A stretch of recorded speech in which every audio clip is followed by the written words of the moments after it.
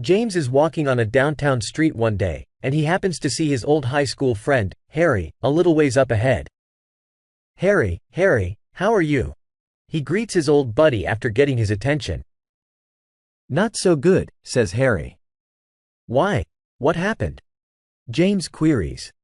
"Well," Harry says, "I just went bankrupt and I've still got to feed my family." "I don't know what I'm going to do." "Could have been worse," James replies calmly. "Could have been worse." A month or so later, James again encounters Harry, in a restaurant. "And how are things now?" he asks. "Terrible," says Harry.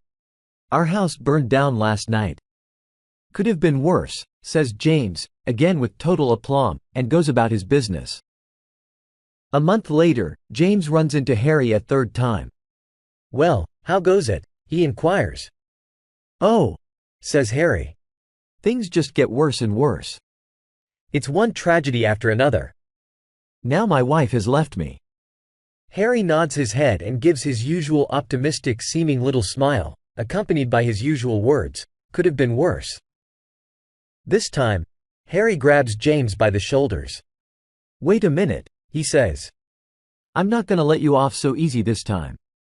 3 times in the past few months we've run into one another, and every time I've told you the latest disaster in my life.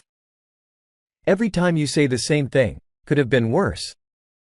This time, for God's sake, Harry, I want you to tell me, how in heaven's name could it have been any worse?"